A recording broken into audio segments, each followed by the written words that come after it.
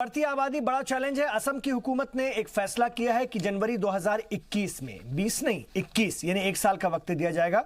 उसके बाद जिनके 2 से ज्यादा बच्चे होंगे उन्हें सरकारी नौकरी का हक नहीं होगा और इस बीच उन लोगों को भी चीज़ों को कंट्रोल कर लेना पड़ेगा जो कि सरकारी नौकरी में है कि वो किस तरह से 2 बच्चों के फॉर्मूले पर चलते हैं, इस पर आगे बढ़ते हैं। चाइना ने भी अपने मुल्क में बड़े बड़े कदम उठाए क्योंकि उनकी जनसंख्या अभी भी हमसे ज्यादा, लेकिन सच्चाई ये है कि 2025 में हम लोग दुनिया की सबसे बड़ी आबादी बन जाएंगे अगर यही चलता रहा तो, क्योंकि हमारे यहाँ हर मिनट में 33 बच्चे पैदा हो रहे हैं, जबकि चाइना ने अपने यहाँ कंट्रोल करके 11 बच्चों में से सीमित कर लिया और उन्होंने कई तरीके अपनाए, कुछ सख्ती भी की है। हमारा मुल्क लोकतांत्रिक देश है, हमें इसको भी जमहूरियत के जो तौर तरीके उसको भी लेकर के साथ में चलना होता है और शायद यही वजह है कि निखिल जैन साहब, आपकी ही पार्टी की सरकार जब राजस्थान में थी 2018 में, वसुंधरा सरकार ने उस फैसले को पलट दिया था, बदल दिया था, क्योंकि सियासत देखिए किस तरह से काम करती है, राजनीति किस तरह से काम करती है। कई बार सरकारों को भी जमहूरियत में अपने फैसले वापस लेने पड़ते हैं, जिसमें कि तीसरा बच्चा होने पर जोर जबरदस्ती से रिटायरमेंट तय किया गया था पहले और उसके बाद इस फैसले को पलट दिया गया कि अब तीसरा बच्चा होने पर जोर जबरदस्ती से रिटायरमेंट नहीं दिया जाएगा। तो अगर इस तरह के फैसलों पर सरकारों की नीयत भी साफ हो, फिर मुझे नीयत को लेकर के बात समझ में आती है जो मौलाना साहब जिसे उठाने की कोशिश करें। राजनीति का सभी लोग शिकार होते हैं और देश में जमहूरियत सियासत से चलती है, लेकिन कई बार सरकारों ने यह काम भी कर चुके हैं। नहीं, जो राजस्थान की बात कर रहे हैं वो जो निर्णय था वो उच्चतम न्यायालय के आदेश से पलटा गया था, सरकारी आदेश नहीं पलटा गया था। सरकार ने उस न्यायालय के आदेश के बाद वो बयान अपना कानून वापस लिया था। और ऐसा है कि जनसंख्या ही देश की सबसे बड़ी समस्या है। देश इतनी तरक्की कर रहा है, देश इतनी स्पीड से तरक्की कर रहा है, तो वो क्यों आगे तरक्की देश के काम नहीं आ पा रही? उसके में सबसे बड़े जो बाध्य चीज है वो जनसंख्या है। हम जनसंख्या नियंत्रण कानून जब तक नहीं लागू करेंगे इस देश में तरक्की नहीं हो पाएगी, ऐसा मेरा मानना है। ठीक है, मैं आ रहा हूं। मुन्ना शर्मा जी, एक परसेप्शन है, ऐसा परसेप्शन है लोगों में जब हम चर्चा करते हैं कि हिंदुओं में देश के, जो कि 2 बड़े वर्ग हैं, हिंदू और मुसलमान, इस देश की बड़ी आबादी है। हिंदुओं में एक वर्ग में जो बहुत निचला तबका है उसमें बढ़ती आबादी की प्रॉब्लम ज्यादा है, वहां पर ज्यादा बच्चे होने की समस्या है और साथ में लड़कियों को लेकर जो भेदभाव है हिंदू समाज में दहेज के चलते, ये बात भी सच है, उसके चलते एक लड़के के लिए कई बार बच्चों की कतार लगा दी जाती है। ये हिंदुओं के साथ है, जबकि परसेप्शन ये है, मैं परसेप्शन बता रहा हूं, ये सच नहीं हो सकता है, मैं इसलिए आप लोगों से पूछूंगा। मुन्ना शर्मा जी, परसेप्शन ये भी है कि मुसलमानों में जो एलीट क्लास भी है या जो पढ़े लिखे लोग भी हैं वो बच्चों पर कंट्रोल नहीं करते क्योंकि वो मानते हैं कि हमारा मजहब, हमारी शरीयत इसकी इजाजत नहीं देती। तो पढ़े लिखे लोगों पर या जो जिन्हें हम समझदार मानते हैं, जो कि अच्छे पढ़े लिखे अच्छी जॉब कर रहे हैं, वो भी इसको सीरियसली नहीं लेते हैं और वो बच्चों पर बच्चे पैदा करते चले जाते हैं। हिंदुओं में एक वर्ग विशेष में, निचले तबके में ये प्रॉब्लम है या वो लोग जो कि लड़के लड़की में भेदभाव करते हैं उनमें है? इसमें आपको कितनी सच्चाई लगती है?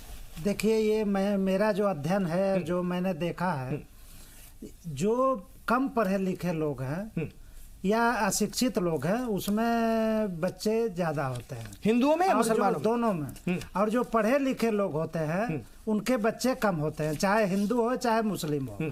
तो एक तो अशिक्षा इसका सबसे बड़ा कारण है और दूसरा जो धर्म गुरुओं के द्वारा कम पढ़े लिखे और अशिक्षित लोगों को जो गुमराह किया जाता है, उस गुमराह होने के कारण भी जनसंख्या बढ़ रही है। आज देश में जो अनपढ़ लोग हैं, जो कम पढ़े लिखे लोग हैं, वो जल्दी गुमराह हो जाते हैं और जो धर्मगुरु हैं, चाहे मुस्लिम हो चाहे हिंदू हो चाहे ईसाई हो, कोई भी हो, तो उनकी बातों में आकर के उनकी बातें मान लेते हैं।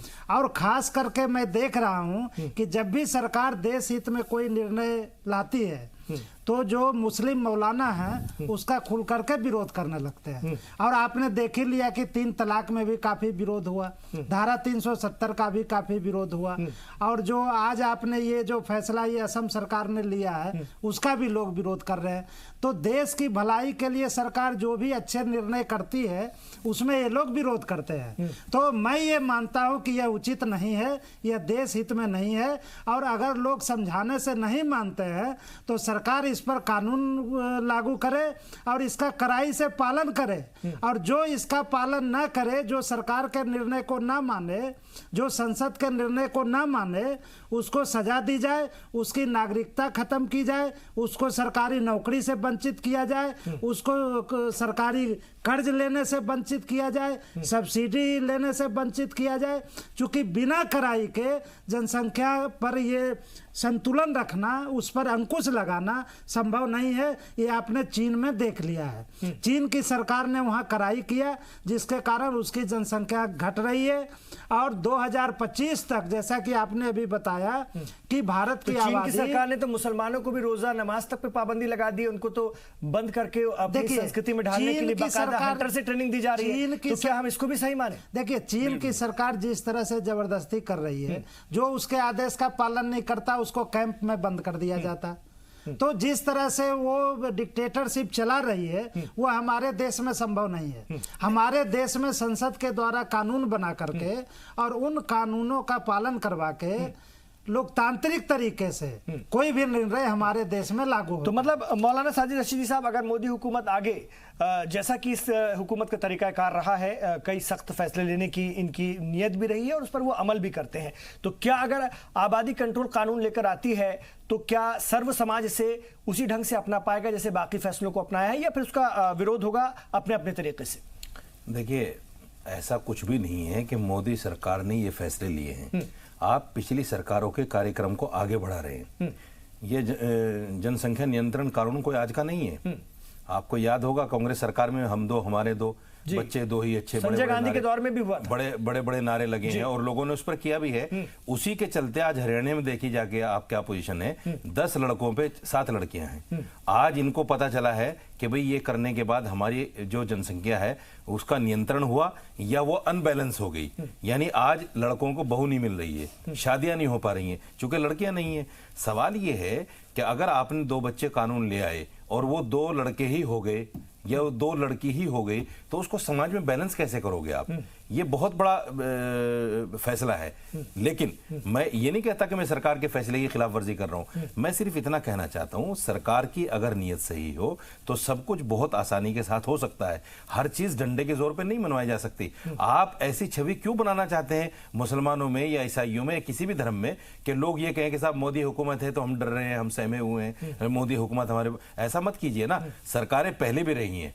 आप जो है देश हित में, हकीम जो अच्छा होता है वो कड़वी से कड़वी दवाई भी मरीज को बहुत अच्छे तरीके से पिला देता है और मरीज पी लेता है और उसको कुछ भी नहीं कहता।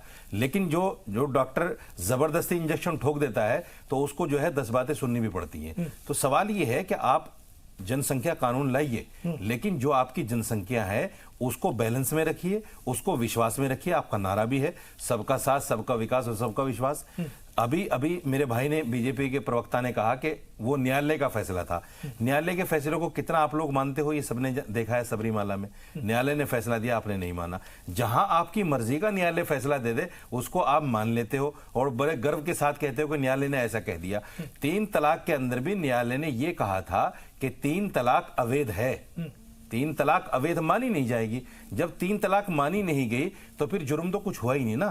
आपने कानून बना दिया कि साहब वो मुजरिम है तलाक देने वाला, उसको 3 साल की सजा दे दी आपने, हालांकि कोर्ट ने ऐसा कुछ भी नहीं कहा था। तो जो भी आपको वोट बटोरने के जो भी हथकंडे मिल जाए, वो चाहे कोर्ट के हों या कोर्ट से अलावा हो, आप इस तरह का कानून धड़ल्ले से ले आते हैं। उससे चाहे एक समाज को हानि पहुंचे या एक समाज भयभीत हो या किसी को कोई नुकसान पहुंचे। आप देखिए पिछले 6 साल के अंदर जितने जनसंख्या नियंत्रण कानून से या आबादी कंट्रोल करने को लेकर कोई भी कदम उठाए जाएं या उठाए जा रहे हैं सरकारों के जरिए भी, रियासती हुकूमतों के जरिए, तो उसमें मुसलमान कहां खौफजदा हो रहा है? मुसलमानों को क्या था? आप कभी उसको एनआरसी से जोड़ते हैं, कभी आप उसको ट्रिपल तलाक से जोड़ते हैं। मतलब आप घालमेल करके आप अभी इस वक्त देखने वाले मुसलमानों को डरा रहे हैं कि कभी अगर आबादी कंट्रोल की बात हो तो मुसलमान ऑटोमेटिक डर जाए अगर मोदी हुकूमत के इन 5 सालों में कि अरे ये तो सरकार कुछ हमारे खिलाफ ही करने जा रही है। आप इसको ऐसे क्यों प्रेजेंट कर रहे हैं? इमरान साहब, मैंने हिंदू मुसलमान का नाम ही नहीं लिया। मैंने हिंदू मुसलमान का अब तक भी नाम नहीं, नहीं लिया। आप विरोध क्यों कर रहे हैं? मैं ये सिर्फ बताइए ये कर रहा ना। हूँ, देखिए नोटबंदी एक झटके में लेके आए। सर, हम नोटबंदी की बात कर रहे हैं, की तो यहाँ बात कर रहे हैं, उसके नुकसान देश के सामने है। आप इसका विरोध क्यों कर रहे हैं? आप लेकर आए, मौलाना साहब, आप जनसंख्या का विरोध क्यों कर रहे हैं? उसके परिणाम ये बताइए ना, आप सुन लीजिए, आप जनसंख्या नियंत्रण का विरोध क्यों कर रहे हैं? लीजिए ना, मैं आपके सारे फैसलों को गिनवा रहा हूँ। नहीं, आप इसका विरोध क्यों कर रहे हैं? मैं विरोध नहीं कर रहा हूँ। फिर क्या कर रहे हैं? विरोध नहीं कर रहा हूँ, समर्थन कर रहे हैं। आपने मेरे पहले आपका 2 बच्चों समर्थन को- मानूं? आप पहले मेरे 2 बच्चों को नौकरी दे दीजिए, तब फिर उसके आप बाद कहिए आप कोई भी ताना सरकार मानेंगे। सारे बच्चों को एक नौकरी कौन नहीं सा दे आपका सकती। लॉजिक है? आप नियंत्रण कानून कोई क्यों भी लाना सरकार चाहते हैं? नहीं दे ऐसा कहीं सकती। लॉजिक आता है कि नियंत्रण पहले कानून आप इस क्यों लाना काम को चाहते कर हैं? दीजिए, किसी फिर देश की सरकार जब आप सारे एक भी बच्चे को नौकरी नहीं दे सकते तो तीसरा बच्चा क्यों मना किसी भी करते हैं? देश की सरकार सारे बताइए बच्चों ना। को नौकरी नहीं दे सकती। अरे भाई, आप एक बच्चे आप को सारे- नौकरी नहीं दे सकते, आप सारे तीसरे विश्व- बच्चे को कहते हैं पैदा मत सारे कीजिए। विश्व का आप सर्वे ये बताओ, कर- उसका नहीं, कोई ये कैसे वजह तो ये होगी कैसी मेरे दलील है? भाई। नहीं साजिद तीसरा रशीद साहब, बच्चा मैं नहीं पैदा समझ ना हो, पा रहा हूँ, उसका ये कोई कैसी वजह तो दलील है? बताओगे देश ये कैसी को। दलील है? इसलिए नहीं- पहले हम 2 पैदा बच्चों को होने अगर देना नौकरी चाहते नहीं देते हो तो क्योंकि तीसरे को रोकने का सारे हक लोग नहीं। नौकरी ये पे लगे कैसी दलील है? हैं। अब तीसरा बच्चा बेरोजगार घूमेगा, बताओगे कुछ? तो इसका मतलब जो ये सवाल मौलाना साहब अपनी रशीदी कौम साहब को आ रहा हूं, ये मुन्ना जी आ आगे रहा हूं। बढ़ने ही नहीं देंगे। रशीदी साहब, तो जो सवाल मैंने मुन्ना जी से पूछा था कि हिंदुओं के निचले वर्ग में ये समस्या है तो मुसलमानों के एलिट क्लास तक भी ये समस्या है, सर, उनको कोई ये फर्क नहीं निचले पड़ता क्लास में नहीं, क्योंकि सुनिए, उनको अपने सुनिए। मजहब के मुताबिक आप चलना एक काम है कीजिए। और कहीं ना कहीं वो मजहब का हवाला देकर यहाँ से कट मारने की कोशिश में इमरान भाई जी देखिए, आप मजहब छोड़ दीजिए- अलग बात है। आप छोड़ दीजिए शहर को, आप गांव देहात में चले जाइए। मैं हिंदू मुसलमान की बात ही नहीं कर रहा हूँ। आप जाके देख लिए 3-4 बच्चे हर किसी को मिल जाएंगे, चाहे वो मुसलमान हो चाहे वो हिंदू हो। तो ये ठीक बात नहीं है ना, गलत इस देश के लिए ठीक बात नहीं है ना। मुसलमान के ऊपर क्यों लाया जा रहा नहीं है? नहीं, ये बिल्कुल मैं गलत तो कहता बोल हूं, रहे हैं। मुसलमान का मसला ही नहीं है। मैं जिस मौलाना साहब आज सारे आंकड़े गलत लेके आ रहे हैं। अभी मौलाना साहब ने मैं- बोला मैं कि जिस हरियाणा सेक्टर में में 10 में रहता 7 हूं- लड़कियां हैं। मौलाना 2014 के बाद आज का करंट आंकड़े ये है, हरियाणा में 10 लड़कों पे 9 लड़कियां हैं। आप अपने आंकड़ों को चलिए आप सही ही का मान लें। कीजिए। ये चलिए आप ही इतना का मान लें। देखिए, एक रंजीत भी कम है ना। इनकी बात उसके इतनी लिए क्या गलत है। करेंगे? मान लेते ये तो हैं, गॉड गिफ्ट है ना सर। चलिए आप ही की मान लें, इनकी हालांकि बात- साथ है, आपको पता नहीं है इनकी सही। बात नहीं नहीं, चलिए आपको आप ही नहीं को पता मान सर, नो है, नो। चलिए आप ही को गवर्नमेंट मान ऑफिशियली डाटा है नो अरे का। मेरे भाई चलिए फिर और भी कम है और ना। मौलाना आप साहब एकदम आपके गलत बोल रहे हैं। अगर कोई हालांकि बीमारी हालांकि किसी में बहुत जड़ तक फंस आपने जाए गूगल तो कर उसके लिया लिए होगा। इंजेक्शन ठोकना ही पड़ता है। देखिए, ये मौलाना साहब आप की बात इंजेक्शन बिल्कुल ठोकने की गलत बात कर रहे है। थे अभी। मैं जिस सोसाइटी में रहता हूँ उसमें शायद ही 3 बच्चे किसी किसी के हैं, किसी को 1 किसी को 2। पता नहीं मौलाना साहब को, मौलाना साहब को ये 4-5 बच्चे वाले कहाँ मौलाना लोग मिल साहब, जाते आज हैं? की बात हो रही है कि 130 आज के बाद 5 बच्चे वाले लोग कैसा आपको होना मिल चाहिए? जाते हैं। मेरा पॉपुलेशन सवाल तो बनता है एक्ट ना। आना चाहिए या नहीं आना देश चाहिए? ये कहाँ देख कर बात कर रहे हैं? साजिद रशीदी साहब, मेरा सवाल ये बनता है ना कि क्या मुसलमानों में ये बेदारी अभी भी नहीं है, चाहे वो किसी भी क्लास किसी भी वर्ग के हों? बिल्कुल ये बेदारी बेदारी है। नहीं है बिल्कुल या फिर वो बेदारी उसको है। मजहब से जोड़कर लेकर चल रहे हैं, जनाबे इसलिए वो वाला, इस पर ये कंट्रोल नहीं मानना कर नहीं रहे। देंगे ना जनाबे ये। वाला बेदारी है। पिछले 30 साल इस्लाम के की आंकड़े बात उठा लीजिए करेंगे। आप। पिछले 30 साल के आप आंकड़े उठा लीजिए, मुसलमानों की जनसंख्या कितनी कम हुई है पहले के मुकाबले, आप खुद पता चल जाएगा आपको। अगर ये तो आप- अच्छी बात है, आप ये नहीं तो बहुत समझ- अच्छा बात है। कम होने नहीं मुसलमानों का दीजिएगा issue ना। नहीं है ना इसमें। आप कम होने ही नहीं आजादी के दीजिएगा। समय से आंकड़े उठाइए ना। 30 साल से क्यों आंकड़े उठाना चाहते हो? आजादी के समय कितनी जनसंख्या थी भारत की? 35 करोड़ जनसंख्या थी। 2.5 करोड़ मुस्लिम थे, 32 करोड़ हिंदू थे। सारे आज- मुसलमान ही बढ़े हैं, हिंदू नहीं बढ़े। अरे जिस हिसाब से मुसलमान नहीं, बढ़े, अगर उस हिसाब नहीं, से सारे हिंदू बढ़ते तो मुसलमान ही सवा बढ़े 200 क्या? करोड़ होती हिंदुओं की मुसलमान को जनसंख्या। बताते हो आप 14 करोड़, आबादी अरे- है 130 करोड़, तो कौन बढ़ा है ज्यादा? मैं वही कह रहा हूँ, अगर आप अनुपात से पहले लगाएंगे, कितना अगर आप था? अनुपात कौन से बढ़ा है मुझे लगाएंगे तो बताइए हिंदू ना। 200 करोड़ सारे बढ़े। इंडियन है, चाहे हिंदू हो या हम मुसलमान हो या 14 इंडियन अगर है, आप बात हो, इससे- इंडियन लोग आप हैं। इस 30 साल में क्यों जा रहे हैं? आप पीछे से जाइए ना। कौन बढ़ा है आप इतना? करेक्ट 35 सिचुएशन में चलिए, बात सवाल के कीजिए। साथ लौट रहा हूं। आज की सवाल के साथ सिचुएशन लौट में रहा बात कीजिए। हूं। एक और छोटा सा वक्फा और ले रहे हैं, इस बात को और आगे बढ़ाते हैं। बहुत अच्छी बहस चल रही है, चीजें निकल कर सामने आनी चाहिए, इसमें कोई बुराई की बात नहीं, एतराज की बात नहीं। अब चलिए आगे बढ़ते हैं, इस बहुत अच्छी बहस को और बढ़ाते हैं। मेरे साथ भारतीय जनता पार्टी से निखिल जैन साहब हैं। निखिल जैन साहब, आप लोग इंजेक्शन जो देते हैं वो बहुत सख्ती से देते हैं, ज़बरदस्ती देते हैं, जितनी बातें निकलकर सामने आई हैं। और हिंदू महासभा के मुन्ना शर्मा जिस तरह से बातें रख रहे हैं, मुझे बड़ा आश्चर्य हो रहा है, वरना लगातार एक बहुत बड़ा वर्ग है हिंदुओं का, चाहे वो साध्वी हो चाहे वो साधु हो, उन्होंने खुलेआम कहा है कि बच्चे पैदा करो और जनसंख्या को और बढ़ाओ, देखी जाएगी, क्योंकि हमें अपनी ताकत हासिल करनी। ये भी एक सच्चाई है। और आपकी पार्टी कहीं ना कहीं उस तरह के बयानों को लेकर के खुलकर कभी विरोध करती नजर नहीं आई। ठीक है, सबकी अपनी अपनी सियासत है, तो इस तरह से कैसे चलेगा? ये सिर्फ सियासी मुद्दे बनकर रह जाएंगे, सियासी बातें बनकर रह जाएंगी, सियासी फैसले बनकर रह जाएंगे, या कुछ इसमें अमल भी होगा?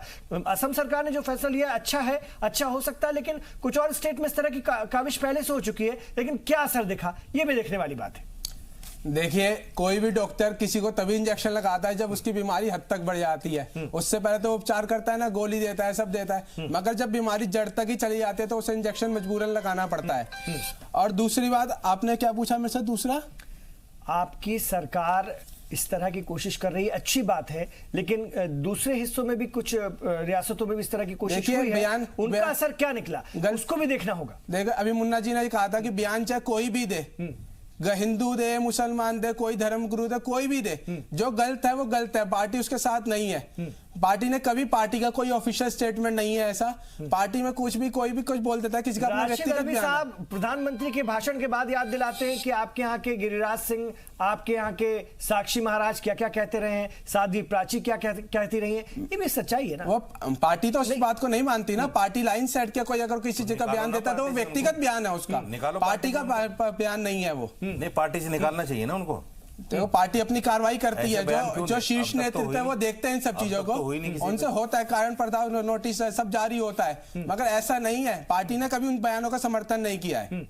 ठीक है, राजीव रंजन जी, कैसे देखें इस प्रॉब्लम को और असम सरकार के इस फैसले को कैसे देखें? जो असम सरकार के इस फैसले को मैं आपके टीवी चैनल के माध्यम से स्वागत करना चाहूंगा। मैं अन्य राज्यों में भी इस चीज के लिए गुजारिश करूंगा कि वहां पे भी इस कानून को लाया जाए, पॉपुलेशन कंट्रोल को। सबसे बड़ी बात इमरान साहब जो मुझे लगा कि असम सरकार में जो इच्छा शक्ति मैंने देखा कि ये इच्छा शक्ति उनके अंदर आया और उन्होंने इस इच्छा शक्ति को प्लेटफॉर्म में लाया। जब तक आप किचन में खाना बनाने के बाद प्लेट में परोसेंगे नहीं तो उस किचन के खाना किचन में ही रह जाएगा। तो असम गवर्नमेंट ने एक इच्छा शक्ति थी और उन्होंने इसको इंप्लीमेंट करने का एक हिम्मत रखा। आज पूरे देश को असम सरकार ने एक कहीं नहीं कहा कि माइनॉरिटी या मुस्लिम या हिंदू का डिफिनेशन कहीं नहीं कहा कि आपको पॉपुलेशन पे कंट्रोल करना ही होगा। क्यों करना होगा? वो उनकी तरक्की के लिए बात करते हैं, उनकी एजुकेशन की बात करते हैं, उनके अच्छे हॉस्पिटलिटी की बात करते हैं, उनको रोजगार के लिए बात करते हैं, उनके एक अच्छा एजुकेशन के लिए बात करते हैं, एक शिक्षा के लिए बात करते हैं, एम्प्लॉयमेंट के लिए बात करते हैं। इतना अगर कोई सोच सकता है तो भारतीय, मैं अभी बीजेपी का पक्ष नहीं रख रहा, लेकिन मैं एज ए एडवोकेट बताना चाहूंगा कि जो असम गवर्नमेंट है, भारतीय जनता पार्टी की जो गवर्नमेंट है, उन्होंने इतनी बड़ी सोच अपने अंदर लाई, ये बहुत बड़ी चीज है। उन्होंने लाई, क्यों लाई? तरक्की के लिए लाई। वहां पे दोनों रह रहे हैं, हिंदू रह रहे हैं, मुस्लिम रह रहे हैं, सिख भी रह रहे हैं, ईसाई भी रह रहे हैं, जो माइनॉरिटी से वो भी रह रहे हैं। उनको कैसे हम बढ़ाएंगे, इसके लिए हमें क्या है, पॉपुलेशन बर्थ कंट्रोल करना पड़ेगा। ठीक है, साजिद रशीदी साहब, अगर कोई बात एक मुहिम बन जाती है स्वस्फूर्त ही, जैसे कि वजीर आजम ने लाल किले से कहा, स्वच्छता को लेकर भी जब 2014 में वो आए तो उन्होंने बात रखी थी और 5 साल में कहीं ना कहीं कई बड़े पैमाने पर शौचालयों का निर्माण हुआ और चीजें सुधरी हैं। इस दिशा में भी अगर जोर जबरदस्ती न सही, लेकिन एक प्रोग्राम के तहत लोगों को कहीं ना कहीं अवेयर करके काम होता है, तो क्या इसमें किसी वर्ग को, किसी तबके को दिक्कत होनी चाहिए? देखिए, एक चीज मैं आपको बता दूं, इस्लाम में जनसंख्या नियंत्रण कानून ऑलरेडी है। ऐसा नहीं कि इस्लाम में नहीं है, इस्लाम में है। लेकिन कोई भी मुसलमान, आप ये देखिए, आज कूड़ेदान में, नालों में छोटे छोटे बच्चे मिल जाते हैं, फेंक के भाग जाता है आदमी। ये कौन लोग हैं? ये कभी सरकार ने इस पर ध्यान दिया? जो लोग गाय के, सुन लीजिए, अरे सुन लीजिए, नहीं वो लोग नहीं है, वो लोग नहीं है, 5 से कम ये वो लोग है। हैं। अरे सुन लो यार, सुन लिया करो, तो वही 5 से ज्यादा वाले फेंकते हैं। काम की बात को सुन लेना चाहिए। देखिए, ये वो लोग हैं जो अपने घर में लड़की पैदा होने नहीं देना चाहते, समझे नहीं? जो लड़की के पैदा होने पे अपने आप को रंज मनाते हैं और लड़के के पैदा होने पे मिठाइयां बांटते हैं। आप समझ लेंगे कौन है कौन नहीं। देखिए, जमाना चला गया। बाहर निकलना आप अपनी बात कीजिए, आप अपनी बात क्यों नहीं करते? कहने की बात नहीं, मुझे मेरा सवाल आप समझिए, मेरे सवाल का जवाब दीजिए। नहीं, साजिद रशीदी साहब, आप इस तरह से नहीं बच सकते। मैं समझ रहा हूँ आपने किसकी तरफ, किस वर्ग की तरफ, वो सवाल तो मैं पहले कर चुका हूँ। मैं पूरी बात दहेज इस देश की एक बड़ी समस्या है और सभी वर्गों में समस्या है। ठीक है, हम दहेज उस पर भी कानून है, उस पर भी कानून है। मैं आप यही है, आप एक सच्ची बात आप चाहते हैं नहीं जनसंख्या नियंत्रण हो। आप एक धार्मिक लीडर के तौर पर, एक विचारक के तौर पर यहाँ पर मेरे प्रोग्राम में आए, तो मैं आपसे आपके वर्ग के बारे में जानना समझना मैं बता रहा हूँ ना, लेकिन उसका तो बोलने मौक़िफ़ दो क्या तब ना। है? ये अच्छी कौन क्या बात कर रहा है है। वो छोड़िए ना, देखिए, उनके सवाल उन पर मैंने दागा ना। इनकी मजबूरी है, ये मुझे अच्छी बोलने बात दो, करेंगे, शर्मा, मुझे इनको बोलने दो। मौलाना इनका बहिष्कार कर देंगे कौन सब। बहिष्कार कर तो देगा? इनकी तो मजबूरी है आपने ये। बर्थ हमारे यहाँ ऐसे कंट्रोल, लोग ये तो नहीं हैं। उल्टी आप आपने लोगों अच्छी की बात तरह- बोली आप कि लोगों की इस्लाम तरह में नहीं अच्छी हमारे। बात इस्लाम में बर्थ कंट्रोल है, तो इसको फैलाइए ना, मुसलमान फैलाइए ना। ये चाहते ही नहीं देश तरक्की करे। मुसलमान बहुत विकसित है आज के टाइम में, अल्हम्दुलिल्लाह बहुत बहुत अच्छी बात एजुकेटेड है। है, अल्लाह का स्वागत शुक्र अच्छी बात है, और ये पढ़ अच्छी रहे बात है। हैं और अपने सरकार की अच्छी नीति होगा, मुसलमानों को बेहिसी में मुबतला मत कीजिए। अब वो दौर चला गया जब हम मुसलमानों लोग को भी बेहिसी में कह लोग रहे मुबतला हैं करते कि हैं। सुनिए ये बात, अब सुनिए सुन बात, लीजिए, अब सुनिए बात। इस्लाम जो है कहाँ मना करता है? जब आप ये कहते हो कि साहब सिर्फ एक गाय के नाम पर एक इंसान की जान ले लेते हो आप। सिर्फ गाय की बात जान- मौलाना साहब जान- गाय की जान- बात नहीं मुद्दा होगी। भड़का रहे हैं, इस्लाम आप का है, मुद्दा भड़काए जा रहे हैं, साहब मुद्दा भड़का रहे हैं, मुद्दे पे आइए, साहब मेरे मुद्दे पे। मेरे सब्जेक्ट को हाईजेक नहीं कीजिए, आप मेरे सवाल का जवाब दीजिए। मेरी बात ही नहीं सुनोगे आप। नहीं, आप मेरी बात का सीधा जवाब दीजिए ना, चाह रहा हूँ नहीं आप सुन सीधी रहे बात हो रखिए ना। आप ये मैं आ रहा हूँ ना बताइए, उसी पे। कुरान में birth control आप है, मुझे तो आप उसको मुझे कैसे सुनोगे फैला रहे तभी हैं? ना। कैसे इंप्लीमेंट करा रहे हैं आप आप? मुझे implement आप मुझे करें, वो सुनोगे आप तभी ना। समझाइए ना। आप सुनना नहीं चाहते, सही नहीं, बात। मैं सुनना चाहता हूँ। सुनना चाहता हूं, मगर आप मुद्दों से अलग बात करे आ रहे हैं। आपके टीवी देखने वालों को कोई अच्छी बात पहुंचे, आप लोग नहीं चाहते। अरे बिल्कुल मैं चाह रहा हूँ, अरे सीधी अच्छी बात बात सुनिए ना। पहुंचाएंगे एक तो मिनट तो पहुंचाइए सुनिए, साहब। एक मिनट मैं तो जवाब दे सुनिए। रहा हूँ, जी। 10 सेकंड बोलता हूँ, बीच में असल बोल अच्छी जाते हैं। बात तो आप कोई कर ही नहीं रहे हैं ये। आपको अच्छी नहीं आपने लगी ना? ट्रिपल चलो, तलाक मैं भी सच ले आए, बोल रहा हूँ। आपने नाज़ी भी ले आए, 370 आपने लिंचिंग भी ले आए, अब सुनिए मैं बात। सब बातें ये समझ रहा हूँ आपकी। 370 का वो भी सारी विरोध बातें कर उस पर भी मैं आपको बहस के लिए तीन बुलाऊंगा। तलाक का भी विरोध कर रहे हैं। इस्लाम जो है वो इस्लाम नहीं है जिसको लोग पेश करना चाहते हैं। इस्लाम में मैंने पहले ही बताया कि जनसंख्या नियंत्रण कानून है ऑलरेडी, और जिनको पता है वो करते हैं। फिर क्यों आप विरोध कर रहे हैं? लेकिन इस्लाम जो है ये नहीं कहता कि आप पेट में बच्चे को मारिए, नहीं कहता इस्लाम। कौन? कोई भी नहीं कहता। नहीं कहता, और कोई कोई धर्म नहीं कहता। कोई नहीं कहता है। लेकिन आप लोग करते हैं। कोई नहीं करता। फिर आपने एक बार पर इल्जाम लगाया। मुन्ना शर्मा जी, जाके देखिए। मुन्ना शर्मा जी के आंकड़े आपको ये बता देंगे। मुन्ना शर्मा जी, ये एक दूसरे पर ये एक दूसरे पर इल्जाम तराशी कब तक? ये इल्जाम तराशी कब पता तक? चल जाएगा। ये- वहाँ तो सारा रिकॉर्ड होता है। ये कौन जो- आदमी आया था, देखिए, किसने ये जब बात जनसंख्या कराया पर है, नियंत्रण सबका होने पता है। नहीं देंगे वहाँ ये। हॉस्पिटल आंकड़े निकाल ये लीजिए आप। जनसंख्या नियंत्रण का मुसलमान समर्थन कितने कर ही गर्भपात नहीं कराते हैं और सकते हिंदू कितने ये कराते हैं, आपको विरोध पता करेंगे। चल जाएगा। ये चाहते नहीं, पता चल जाएगा आपको। चाहते ही नहीं कोई मुसलमान लड़का कोई पढ़े, सबको अनपढ़ बना के रखना चाहते हैं ये। मुसलमान शर्मा बहुत जी पढ़ा की बात लिखा है। मानेगा ना? हमें आपके असम रहमो के- करम की जरूरत ही नहीं है। मुसलमान बहुत पढ़ा ये लिखा है, अल्लाह का चाहते ही शुक्र है। नहीं कि आगे बढ़े मुसलमान के बढ़ रहा है, मुसलमान बच्चे। बहुत बढ़ रहा है, अल्लाह का शुक्र बढ़ रहा है। है, उसको हम स्वागत बहुत करते अच्छा हैं। बढ़ रहा है। निश्चित रूप से वो हमारे भाई हैं, हमें तो हमारे सिर्फ घर के नफरत हैं। से बचा दीजिए, हम आपसे कुछ नहीं तो चाहते। पढ़ाना ना दीजिए सरकार ना ले अपने जाती। बच्चों को। पढ़ रहे हैं। आप अपने बच्चों को पढ़ने नहीं हर देना मुसलमान चाहते। अपने बच्चे को पढ़ा रहा है। आपको पता है, ऐसा कोई मुसलमान नहीं जो अपने बच्चे को नहीं आपको पढ़ा रहा हो। पता एक है, भी मुसलमान नहीं, स्कूल- मैं दावे के साथ कह सकता हूँ। और ये मेरे लिए खुशी और गर्व की बात है कि हर मुसलमान अपने बच्चे को पढ़ा रहा है। बहुत अच्छी आज बात है ये, गांव में पढ़ाना चले ही जाइए, चाहिए। देहात में चले जाइए, कस्बे में चले जाइए, तो क्या आप- एक भी क्या आप मुसलमान ये को नहीं ऐसा चाहते? नहीं मिलेगा क्या आप जो ये अपने नहीं बच्चे को चाहते? ना पढ़ाता हो। नहीं तो क्या आप ये नहीं चाहते कि उन बच्चों को अच्छी चाहिए, ऐसा नहीं, मुसलमान नहीं उन पढ़ाना बच्चों को अच्छी नौकरी मुसलमान मिले, पढ़ाना पेट भर चाहता है। रोटी मिले, अच्छा माहौल मिले? क्या आप ये नहीं नौकरी चाहते? तब लगेगी पढ़ा जब अपने बच्चे अच्छी कम बात होंगे। है, हमें नहीं लेकिन चाहिए उसके लिए नौकरी। माहौल तो बनाना पड़ेगा ना। आप तो हिंदुओं ना की पढ़ेगा, जमीन ना उतनी ही नौकरी रहेगी, लगेगी। काम कीजिए, संसाधन हिंदुओं उतने की ही नौकरी रहेंगे। लगवा दीजिए, हमें नहीं चाहिए नौकरी। आप मौलाना हिंदू साहब, मुस्लिम आप करेंगे, हिंदुओं की नौकरी लगवाइए। नहीं, नहीं, आप इस तरह से अपने आप को अलग नहीं दिखा सकते। सबकी लगवा नहीं, नहीं, साजिद अगर रशीदी कुछ साहब, बचेगा हमें दे साजिद दीजिए। रशीदी साहब, ये आप ये नहीं, तो हिंदू मुस्लिम नहीं, करेंगे। नहीं, नहीं, आप आप क्यों अपने कह आप रहे हो को मुसलमान अलग नहीं नौकरी दिखा नहीं सकते। लोगों को लड़ाने आप की क्यों बात कह रहे हैं अपने आप को मुसलमान अलग नौकरी दिखाएंगे। नहीं लगती? ये तो क्यों कह रहे हैं केवल मुसलमान लड़ाने नौकरी की बात लगती? करेंगे। आप मैं ये आपसे नौकरी हिंदू मांग रहा हूँ। मुस्लिम एकता की बात ही नहीं कर सकते। चलिए मैं अपने आखिरी मिनट में हूँ। वो काम तो नहीं, आप साजिद करते रशीदी हैं, साहब, हम नहीं आप करते। बहुत अच्छी बात करें कि हर मुसलमान अपने बच्चे को पढ़ा रहा है, बहुत बिल्कुल अच्छी पढ़ा बात रहा है, है। अल्हम्दुलिल्लाह। लेकिन वो उनकी नौकरी हमें के खुशी लिए है। अच्छा माहौल बना पाए कि उनको नौकरी मिले, अच्छा खाना मिले, अच्छा माहौल मिले, अच्छा स्वास्थ्य मिले। देखिए, इसके लिए तो जनसंख्या को काबू में करना सर, पड़ेगा ताकि मुसलमान में विद एजुकेशन देने वाले सबको लोग- सुनिए, ये अच्छा माहौल मिल सके। मुसलमान में एजुकेशन देने वाले लोग दो तरह के हैं। एक वर्ग तो वो है जिनकी नीयत शुरू से बच्चे की ये होती है कि साहब मुझे नौकरी लगवानी है, वो उस पर मेहनत करता है। एक वर्ग वो है जो ये चाहता है कि मेरा बच्चा पढ़ जाए और वो अपने कारोबार को संभाल ले।